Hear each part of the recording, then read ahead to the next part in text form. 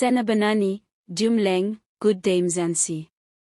Welcome to Mzansi Citizen, the voice of a proud nation, the pulse of South African identity, and the home of African-centered truth. Today is historic. For the first time in global history, the G20, the world's most powerful economic forum, has opened right here in Johannesburg. President Cyril Ramaphosa delivered the opening speech that sets the tone, not just for world leaders, but for Africa's future. Let's break down exactly what he said, why it matters, and what it means for ordinary South Africans. First, let's listen to what the South African president said when opening the G20 Summit. Let's take you straight into the room. Members and invited guests, heads of regional economic communities, the Secretary General of the United Nations, Mr. Antonio Guterres, all guests who are gathered here. It is an honor and a privilege to welcome you as South Africa to this very first G20 Leaders Summit to be held on African soil. We gather here at the cradle of humanity in Africa to affirm our common humanity. We gather here to affirm the value of partnership and cooperation, to finding common solutions to shared problems. Shortly before the dawn of democracy in South Africa,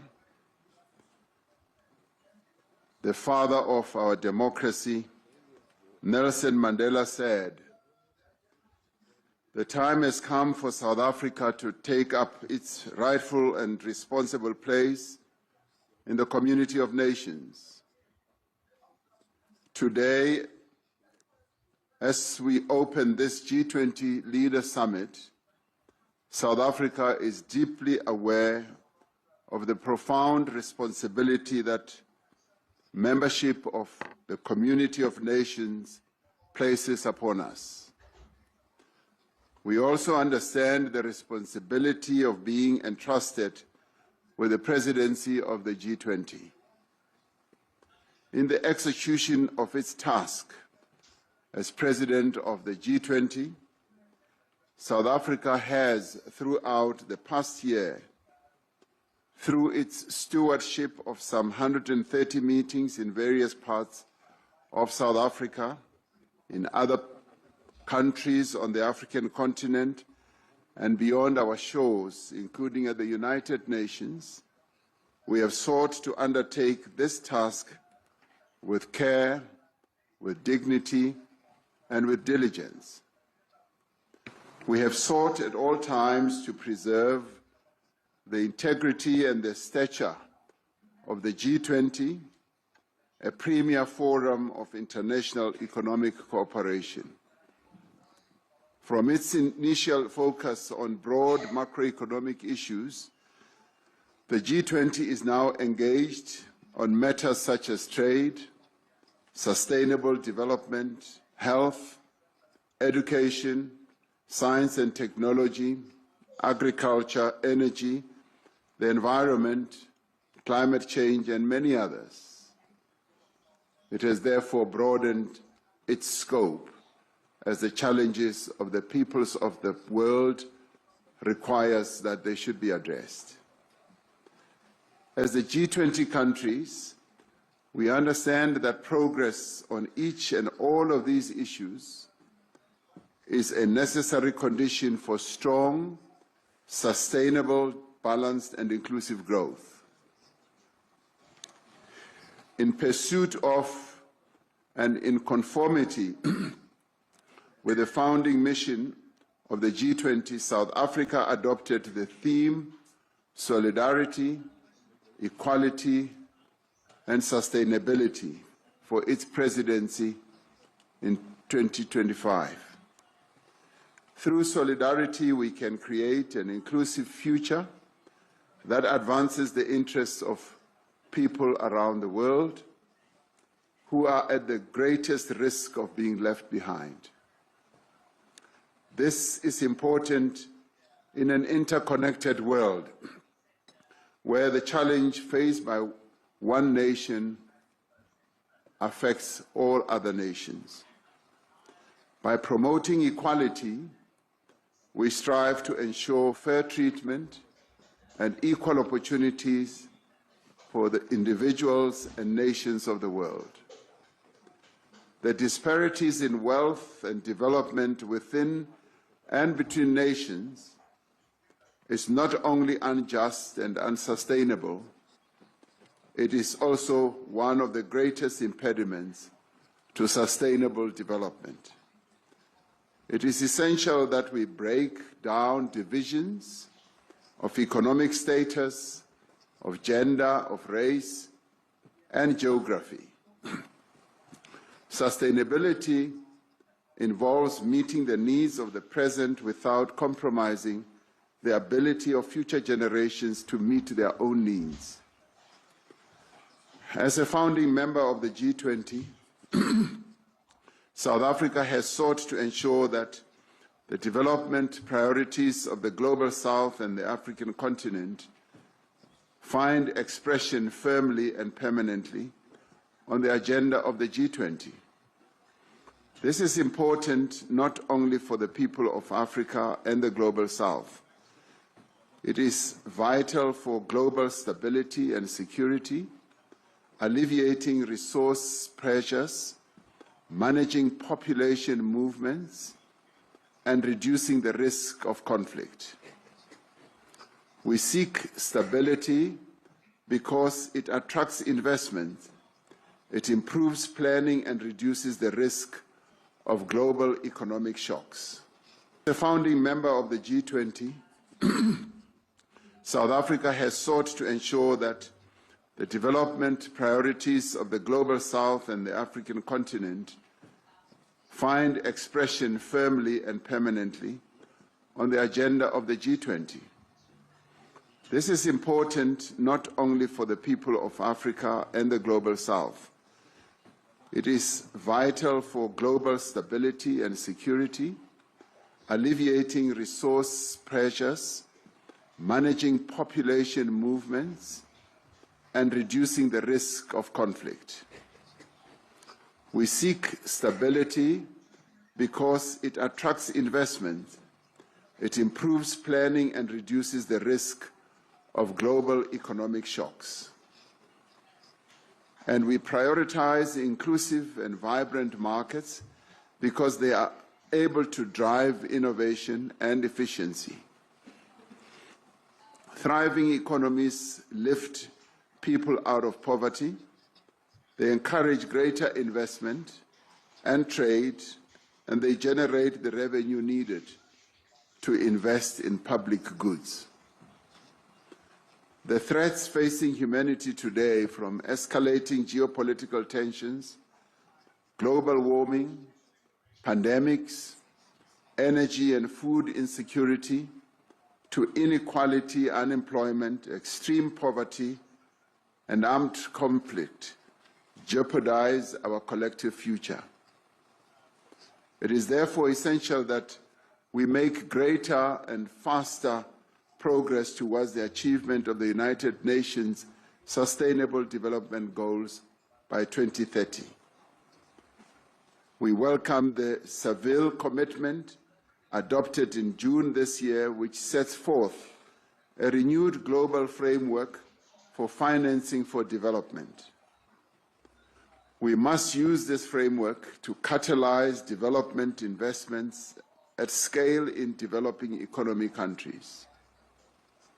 We must continue the reform of the international financial architecture, ensuring that institutions are strengthened and are more inclusive and are equipped to meet the challenges both of the present and the future. At the beginning of our G20 presidency, we identified 4 high-level priorities. Firstly, we focus on action to strengthen disaster resilience and response. While climate-induced natural disasters affect countries around the world, they have a particularly devastating impact on countries that cannot afford the costs of recovery and rebuilding. We have agreed that it is essential for the global community, international finance institutions, development banks, and the private sector to scale up post-disaster construction. Secondly, we agreed that we must take action to ensure debt sustainability for low-income countries. The G20 needs to renew its efforts to advance debt sustainability while at the same time laying emphasis on those countries in the global south that are suffering from debt repayments. Thirdly, we said we should mobilize finance for a just energy transition, increasing the quality and quantity of climate finance flows to developing economy countries. Fourthly, we emphasized the importance of harnessing critical minerals for inclusive growth and sustainable development through the beneficiation of the minerals at the place of extraction.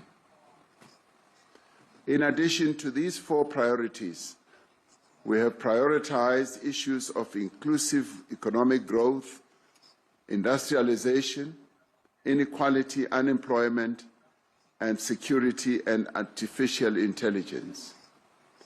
Much of the work of the past year will be presented and considered at this meeting. We commend in particular the G20 at 20 review, which provides a detailed account of the path that this organization has traversed as the G20. It describes both our achievements and our challenges and makes proposals on how we can organize ourselves to be more focused on our core mandate. We welcome the work of the G20 Africa Expert Panel, which was led by South Africa's former Minister of Finance, Mr. Trevor Manuel. The panel argues that African efforts to accelerate productive investment require new global partnerships and strong multilateral cooperation. It calls on the G20 to support this effort by building a global policy framework that unlocks long-term finance and lower costs and investment at scale. We are also grateful for the work of the G20 Extraordinary Committee of Independent Experts on Global Inequality that was led by Professor Joseph Stiglitz, a Nobel laureate. The recommendations of the Extraordinary Committee provide a solid platform on which to launch a renewed global effort to tackle inequality. As this is the first G20 Leaders Summit to be held in Africa, it carries the hopes and must reflect the aspirations of the people of this continent and of the world. We should not allow anything to diminish the value, the stature, and the impact of the first African G20 presidency. This G20 Leaders Summit has a responsibility not to allow the integrity and the credibility of the G20 to be weakened. In fact, from this summit, we should have a sense that the G20 has been strengthened. We thank all delegations that have worked together with us in good faith to produce a worthy G20 outcome document for this historic leaders' meeting. The G20 underscores the value of the relevance of multilateralism. It recognizes that the challenges that we face can only be resolved through cooperation, collaboration, and partnership. The adoption of the declaration from the summit sends an important signal to the world that multilateralism can and does deliver. It sends a message of hope and solidarity across the world. It tells the world that as the leaders of the G20, we will keep fast to our solemn pledge to leave no person, no community, and no country behind. With those words, I therefore declare the G20 Leaders Summit open, and thank you.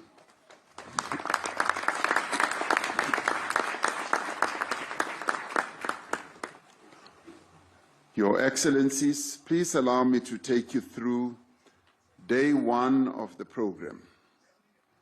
Session one will focus on inclusive and sustainable economic growth. This session will be followed by presentations of the recommendations of the reports of the Africa Expert Panel and the Extraordinary Committee of Independent Experts on Global Inequality. We will then have a working lunch, and this will be followed by a family photo. And I thank you for your attention and look forward to a fruitful discussion. Now, in discussions with a number of delegations here, there's been overwhelming consensus and agreement that one of the other tasks we should undertake right at the beginning is to execute the task that we have come here for principally, which is by overwhelming consensus to adopt our declaration. Now, I should precede this by remembering what a Roman philosopher called Pliny, the elder, once said. He said to have said, ex Africa semper aliquid novi, meaning out of Africa there is always something new. So something new always does come out of Africa. So with that, we would like, therefore, okay. I'm told that the cameras are still on, they should be off. I don't know why that is so.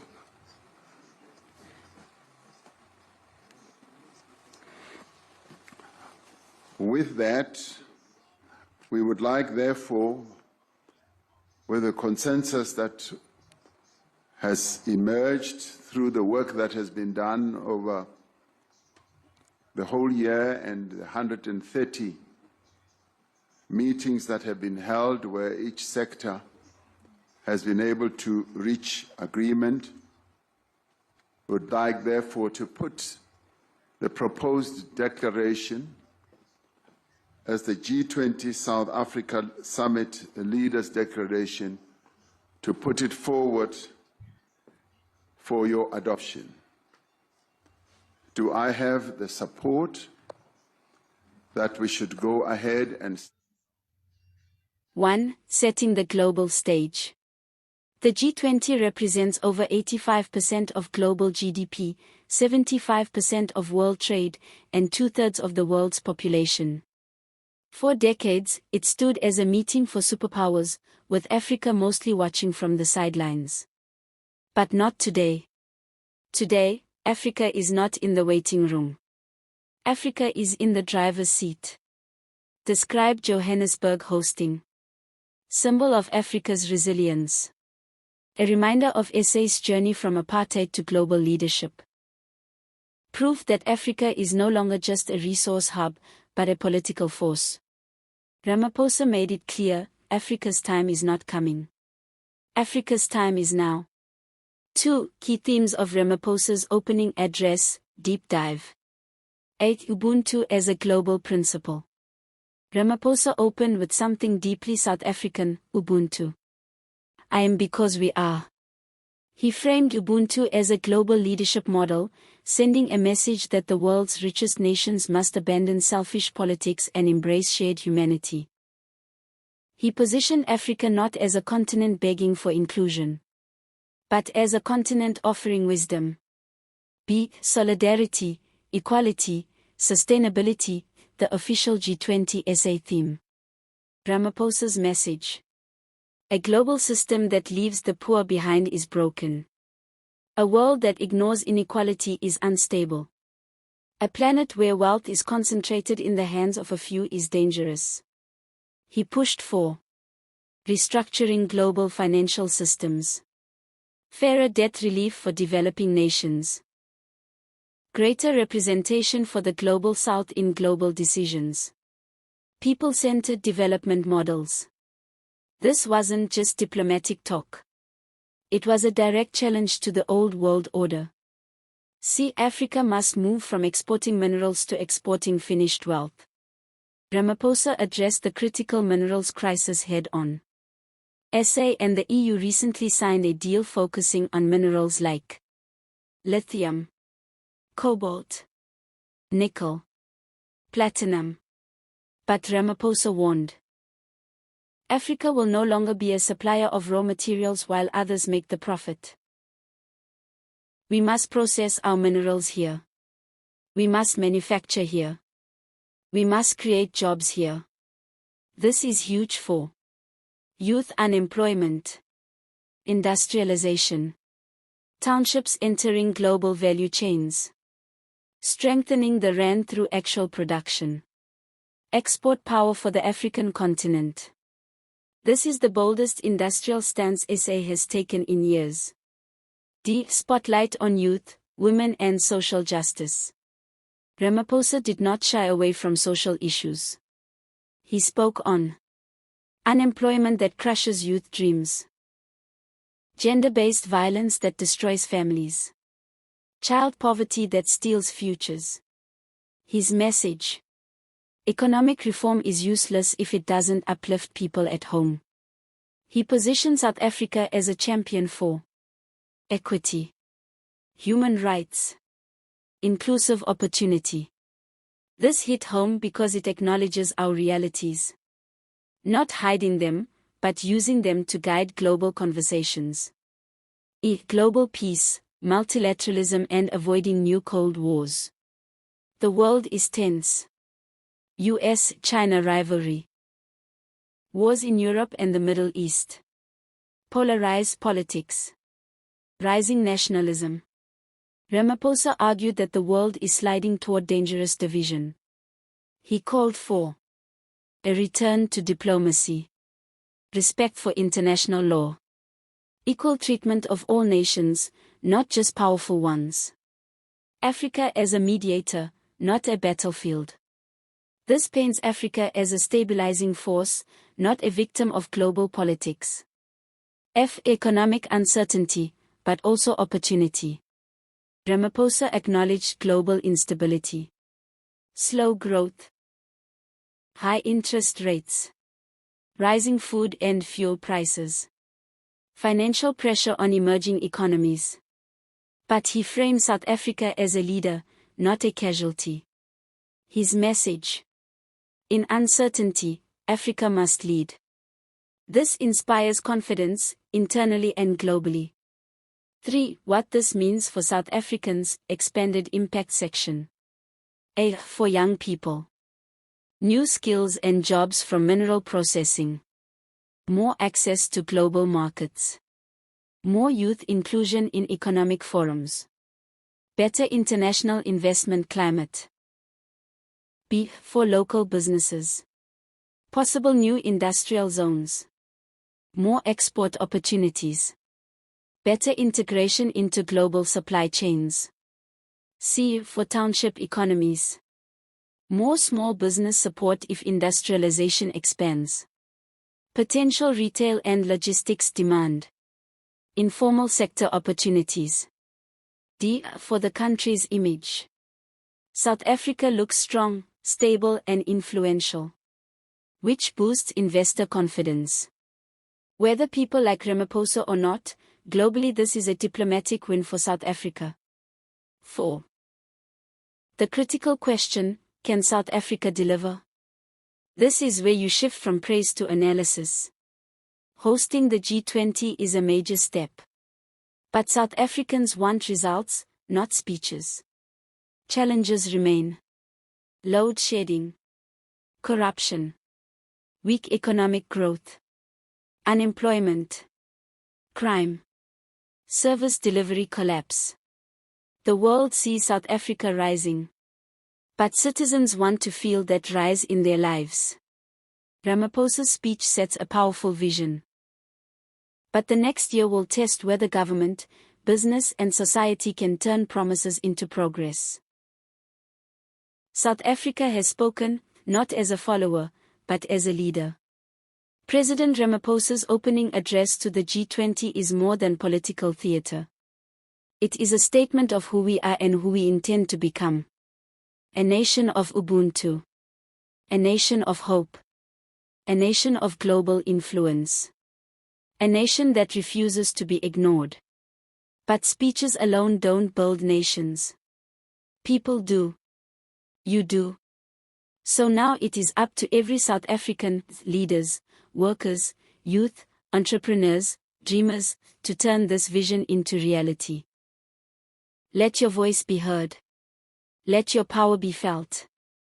Let your pride rise. Mzansi, this is our moment. And this is Mzansi Citizen, where your voice shapes the nation. If you believe Africa's time has come, hit like. If you want to see Africa leading the world, hit subscribe. And comment below. What must South Africa prioritize to make this G20 presidency meaningful for the people? From Johannesburg to the world. Thank you for watching, thank you for believing. And thank you for being a proud Mzansi citizen. Until next time, stay informed. Stay engaged. Stay Mzansi.